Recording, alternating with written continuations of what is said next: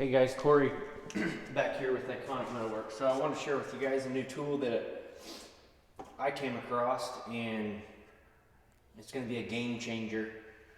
So it's basically a power hammer. Obviously it's laying on the ground. I got some dies with it. I had to order a motor, but this is based off of Pettingell #1. This is a fabricated one. So it basically, I could build a steel structure for it, or I could use the wood pole. I'm going to use the wood pole just for the nostalgia, but I do like it because it's going to soak up a lot of the sound as it vibrates through these frames. This one's kind of cool, and a lot of people are starting to do it, so I'll kind of show you guys. So this is kind of like the brakes on your car. Used to, on the original Pettingell, this had a bunch of manual linkage, and you stepped on a board or some sort of a pedal. Usually it was a board for big panels.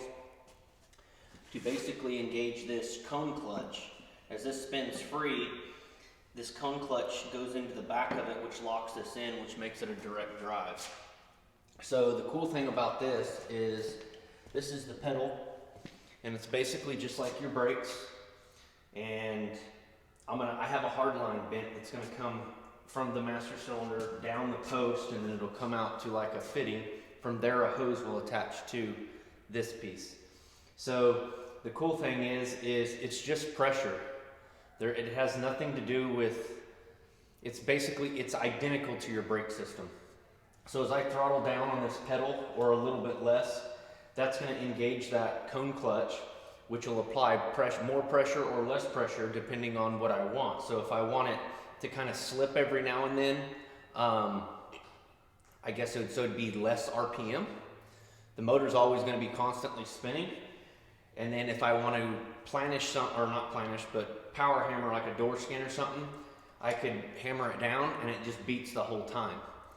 Or shrinking, but shrinking, what I've heard is they want less RPM, but they want a harder stroke because it's going to take more to move that metal. It takes a lot less effort to stretch the metal. But this tool here, I picked up out of North Carolina. It's going to be a huge asset to my shop. I'm kind of excited. I've got a bunch of parts showing up today, basically this week. So I have my fittings. I have my hose that I'm going to run. I have a pulley showing up for the motor, and then the motor won't be here till Friday. But I'm going to build a steel structure, a flat base, and then I'm going to do some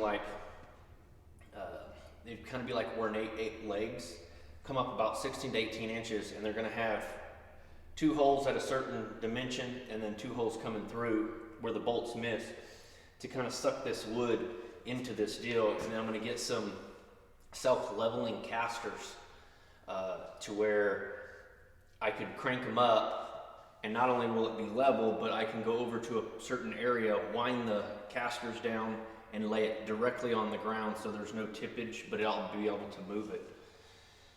But I did get a couple dies, and I've been in contact with a couple people. Haas over at Pettingell, he's been a huge help because when I bought it, I didn't know what motor RPM. I spoke with him, he gave me that, and then I've also spoke with Faye Butler. Appreciate all the help I can get. He kind of told me what pulley size I need, and he actually sells some shrinking dies for this machine and stuff like that. So I was fortunate to reach out to these guys that do this, and I'm pretty stoked to have this kind of up and running in the shop. Like I said, it's kind of hard to see it in person, but if you know what it is, it's going to be pretty killer. So this height here that you see, when it's all operating and it'll be standing vertical, it's about 55 and a half inches high. And some people's like, well, that's real high. But the biggest deal is you want it high enough to where you're not shorting yourself if you have a big fender that you have to roll down. That's why a lot of these guys actually mount them up higher, and they'll put a wood box for a foot platform. So most of their work is done like that, but in case they need it, they can kick that box out, and now they're, you know, they're really working a fender up here. So I got some blank dies. I thought about, and I'm still in the process of making a set of shrinking dies. These dies here, the material that you want to use is S7 steel, and then obviously I'll have to have them heat treated to, I think it's 56 Rockwell is what they're saying, that most of these dies, they take a beating, but it doesn't distort them over time. But I figured I'd share this. I guess you'd say it goes back to when all metal shaping really started, Industrial Revolution, building airplanes and stuff like that, hammering them out for the war. This was the machine, obviously not fabricated, but it was a cast iron setup, but this was the machine that created all this, and they're still using them today. There's no other method out there that works faster. It's a pretty cool history lesson if you go and look at Pettingell online. They used to build all kinds of tools. They did the power hammers, they did the bead rollers, they did anything for woodworking and metalworking. And this one here has been around, I'm gonna probably say the longest out of all their tools. Like, people are recreating this. Pettingell now is starting to make, I don't even know what number they're on. I know they have 1, 3, I think it's a 7 now. I could be wrong, but it's a massive one. This one here is only about a 32 and a half, maybe a little bit shorter throat, which is fine for me. But those massive ones that they're, you know, basically you can build an airplane with, I mean, those things are 40, 50-inch throats, and they're tanks. But I came across this, and this was an opportunity I wasn't going to pass up for sure. I've been wanting one for a long time. I just couldn't afford the newer ones that are out there, or a used one. So a used one, it's hard to find the P1, the Pettingell #1, or something similar, which I found this. You start getting up to the bigger ones. Used, I looked on eBay, they're $27,000. New, $67,000, $70,000. So these tools can get very pricey, where this one has been fabricated. And there's a couple of these out there.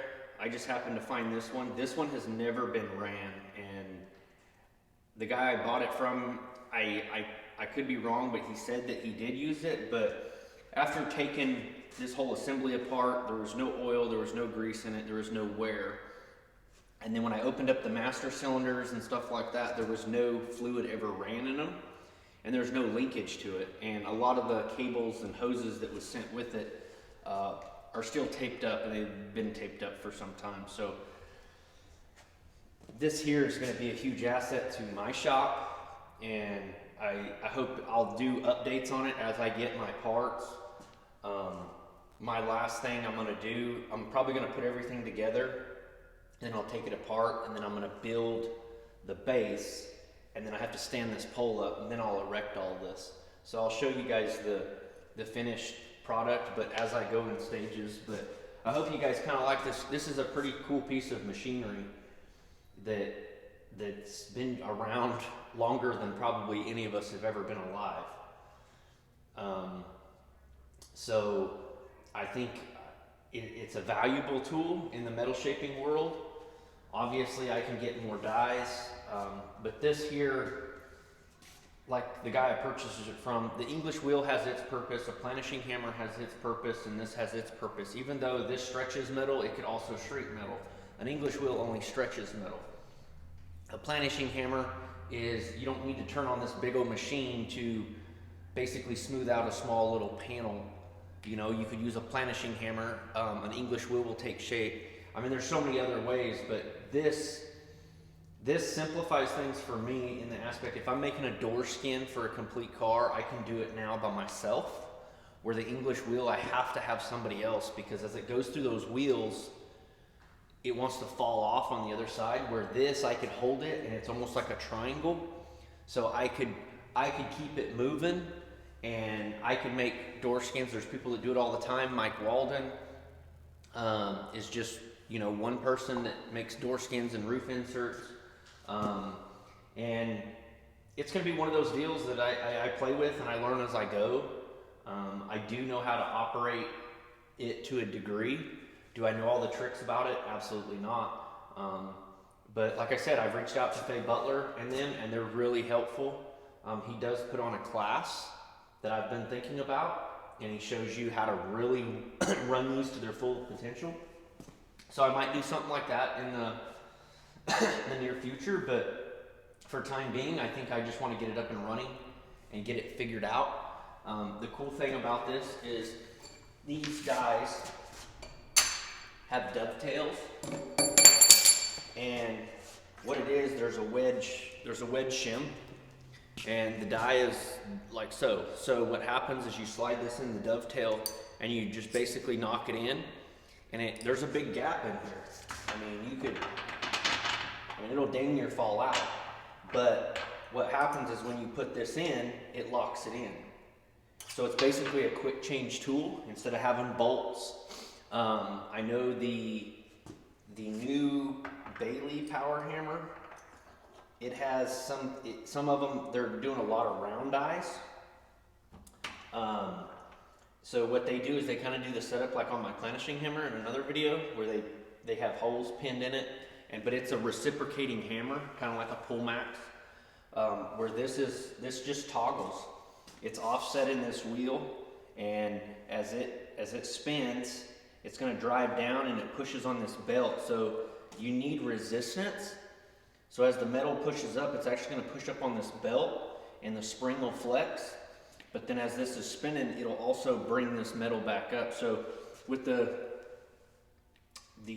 motor and the pulley combination I have, I'll be able to run this hammer between 1,100 to 1,200 blows a minute, but they're going to be hard hits. And then I obviously can change the throat on this as if I wanted a harder, like a sudden hit, or if I want it where it just almost planishes it, it just beats it. So it's just going to go closer to the center of the spinning shaft. So hope you guys like this tool, and I will keep you updated as I get the parts. Like I said, I'm just going to assemble some of it to make sure everything works. I've been up some stainless hardline to go from here down to the bottom, but I think it's an essential tool, and I think you guys will kind of dig it once it's definitely done. I thought about redoing the wood, almost like a restoration, making it look antique to where it looks new, but at the same time it looks old. But there's some things I've got to do. There's usually these holes that you see right here, they usually have some, I guess you'd say, gusset braces that come out and kind of help these arms, so when the hammer hits, it doesn't want to, and stress it over time. So I'm going to make some of those. I've seen a couple guys that it's almost used as a handle, in the aspect of like when you spray your transmission fluid or your oil on your metal so it slides real well. They use that just to hang their bottle where it's at height to grab. Like even, I can lay the panel up there, I can grab the bottle, spray. So there's a couple things I want to do. The cool thing about this fabricated one I purchased, it came with the tool to compress this spring to basically replace this. All this stuff I could replace. It's based off of Pettingell #1, like I said, but I can call Haas over at Pettingell and I can get all this stuff new. So it's kind of cool to have a fabricated one that's based off an old one. If this was a brand new model and no one made this and something happened to it, eventually I'd be kind of screwed. So I hope you guys like this video. Stay tuned. It's going to be a pretty cool little journey to get this thing up and running. So if you guys aren't a subscriber, click the link below. If you guys like this video and you guys like to see more tools, I will be getting another tool. Probably, we're in March. It probably won't be till maybe April that when I get it. But it's basically a pull max, but it's called a Thomas, and it's a rotary machine, a circle cutter. You could do beads in it, you can do all that. And a buddy of mine offered it to me, and I told him yes, I do I will take it. So with these tools, the only tools that I think I'm lacking are probably a mill and probably a burn table. I'd love to have a plasma burn table, but I'd rather have the metal shaping equipment because that lets me do more of what I specialize in and what I enjoy. But just to let you guys know, you can never have enough tools. And when you come across stuff like this, I mean, it's a no-brainer. I mean, you've almost got to find the money somewhere, borrow it, do something, because if I wouldn't have got this and I would have passed it up, I guarantee you it would probably be another 15 to 20 years before I find something similar, something small that's not taking up a lot of room, but this particular one will fit in a standard garage. And there's other companies out there that build them, and like Yoder Hammer and stuff like that, but like some of the new Pettingells, they wouldn't fit in your standard garage. So this is kind of cool.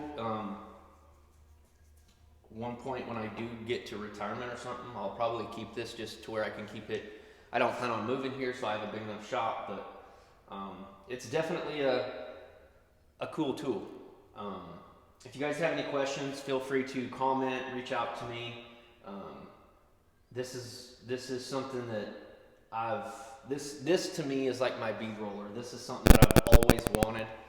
I just could never find one since I started this occupation and this trade, and I finally got my hands on one, and so I'm pretty excited to get this thing up and going. So you guys stay tuned, and I will give you guys updates as I kind of get some of it kind of erected on the pole, so you guys can see how actually big it is on the ground. It's kind of hard to see, but this pole here is, I believe it's 9 feet, and the top head, I mean, this stands at 55, so it's going to stand about at my chest, and I'm 6 foot, so it's going to be a pretty big machine. But go over there and follow my other social media pages, Instagram, Facebook. I have different stuff going on, but I'm really digging it, and I hope you guys enjoyed this little video of something that kind of brings back some history, but it's going to be a cool tool.